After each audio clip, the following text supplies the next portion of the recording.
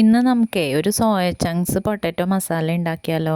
അപ്പോൾ അതിനായിട്ട് ഒരു പാത്രത്തിൽ നന്നായിട്ട് വെള്ളം തിളച്ച് വരുമ്പോൾ കുറച്ച് സോയ ചങ്ക്സ് ഇട്ടിട്ട് ഒരു 10 മിനിറ്റ് മൂടി വയ്ക്കുക. ആ 10 മിനിറ്റിന് ശേഷം കുറച്ച് പച്ചവെള്ളമൊക്കെ അതിൻ്റെ മുകളിലേക്ക് ഒഴിച്ചിട്ട് നന്നായിട്ട് പിഴിഞ്ഞെടുക്കുക. കൈ പൊള്ളാണ്ട് സൂക്ഷിക്കണം കേട്ടോ. അതിൻ്റെ ടെമ്പറേച്ചറൊക്കെ നോക്കിയിട്ട് വേണം ഇതുപോലെ പിഴിഞ്ഞെടുക്കാൻ. അത് കഴിഞ്ഞ് കഴിയുമ്പോൾ ഒരു മിക്സിയുടെ ജാർ എടുത്തിട്ട് അതിലേക്ക് മല്ലിപ്പൊടി, മഞ്ഞൾപ്പൊടി, മുളക് പൊടി, ഗരം മസാല, പിന്നെ കുറച്ച് വെളുത്തുള്ളി, പിന്നെ ഒരു 2-3 കഷ്ണം ഇഞ്ചി എല്ലാം കൂടി ഇട്ടിട്ട് കുറച്ച് വെള്ളം കൂടി ഒഴിച്ച് ഇതുപോലെ പേസ്റ്റാക്കി അവിടെ വെച്ചോട്ടാ. പിന്നെ ഒരു പാൻ എടുത്തിട്ട് അതിലേക്ക് കുറച്ച് സബോള കുരുകുരൂന്നരിഞ്ഞത്, പിന്നെ കുറച്ച് വെളിച്ചെണ്ണയും കൂടി ഒഴിച്ചിട്ട് ഒന്ന് വഴറ്റാൻ വയ്ക്കാം. അത് ഇങ്ങനെ ഒരു ഗോൾഡൻ ബ്രൗൺ ആവണ സമയത്ത് നമുക്ക് കുറച്ച് വേപ്പിലയും ഇട്ട് കൊടുക്കാം.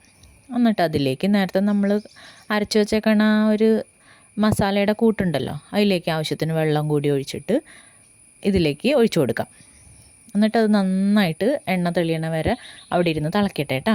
എന്നിട്ട് അത് തിളച്ച് കുറുകി വരുന്ന സമയത്ത് നമ്മൾ നേരത്തെ പിഴിഞ്ഞ് വെച്ചേക്കണ സോയ ചങ്ക്സ് ഇല്ലേ, നന്നായിട്ട് പിഴിഞ്ഞെടുക്കണം കേട്ടോ, അല്ലെങ്കിൽ പച്ചവെള്ളം ചൊകയാവും. അപ്പോൾ അതും കൂടി ഇതിലേക്ക് ഇട്ടിട്ട് നല്ലോണം യോജിപ്പിക്കുക.